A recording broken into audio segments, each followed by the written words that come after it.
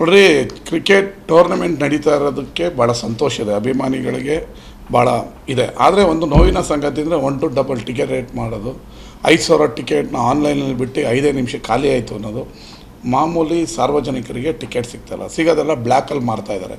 ಒಂದು.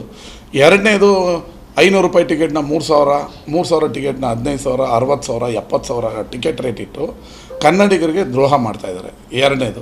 ಮೂರನೇದು, ಕುಡಿಯೋ ನೀರು ಕೊಡ್ತಾಯಿಲ್ಲ. ಮೊನ್ನೆಲ್ಲ ಜನಗಳು ನಮ್ಮನ್ನ ಸಾಯಿಸ್ಬಿಡ್ತೀರ ನೀವು ಕುಡಿಯೋ ನೀರು ಕೊಡೋದೇನೆ. ಒಂದು ಕನಿಷ್ಠ ಮೂಲ ಸೌಕರ್ಯನೂ ನೀವು ಒದಗಿಸಲ್ಲ ಅಂತ ಹೇಳಿದ್ರೆ, ಅಂದರೆ ನೀವು ಇದನ್ನು ದುಡ್ಡು ಮಾಡೋ ಮಿಷಿನ್ ಮಾಡ್ಕೊಂಡಿದ್ದೀರಾ ನಮ್ಮ ಚಿನ್ನಸ್ವಾಮಿ ಸ್ಟೇಡಿಯಮ್ನ ಅನ್ನೋದು ನನ್ನ ಪ್ರಶ್ನೆ. ನೀವು ದುಡ್ಡು ತಗೋತಾ ಇದ್ದೀರಾ, ಇಲ್ಲ ನೀವು ಆಡಿಸಿ, ನಮಗೂ ಖುಷಿ, ಎಲ್ಲರಿಗೂ ಅಭಿಮಾನಿಗಳಿಗೆ ಸಂತೋಷ ಆಗ್ತಾಯಿದೆ, ಬೆಂಗಳೂರು ಹೆಸರಿದೆ, ಎಲ್ಲ ಒಪ್ಕೊಳ್ಳೋಣ. ಕನಿಷ್ಠ ನೀರು ಕೊಡಬೇಕಲ್ಲ, 50 ರೂಪಾಯಿ ನೀರು ಕೊಡಬೇಕಲ್ಲ. 3,000 ರೂಪಾಯಿ ಟಿಕೆಟ್, ಮಿನಿಮಮ್ 3,000 ತೊಗೋತಾ ಇದ್ದೀರಾ. ಆ 3,000 ಕೊಟ್ಟೋದನಿಗೆ ನೀರು ಕೊಡಲ್ಲ, ಏನು ಮಾಡ್ತಾಯಿದ್ದಾರೆ? ಅದನ್ನು ಫಸ್ಟು KC ಅವರ, ಇಲ್ಲ DNA ಅವರ, ಅಥವಾ ಫ್ರ್ಯಾಂಚೈಸಿಯವರ, ಅಥವಾ IPL ನಡೆಸ್ತಾ ಇರೋರ, ಯಾರು ಫಸ್ಟ್ ನೀರು ಕೊಡಿ.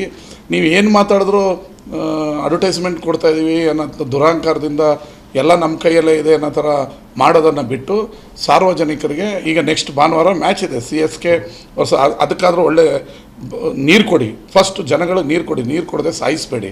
ನೀವು ಬರೀ ದುಡ್ಡು ಮಾಡಿಕೊಂಡು ನೀವು ಮಜಾ ಮಾಡೋದಕ್ಕೆ ಕ್ರಿಕೆಟ್ ಟೂರ್ನಮೆಂಟಿನ ಕನ್ನಡದ ನೆಲನ ಬಳಸ್ಕೊಳ್ಳೋದಕ್ಕಲ್ಲ.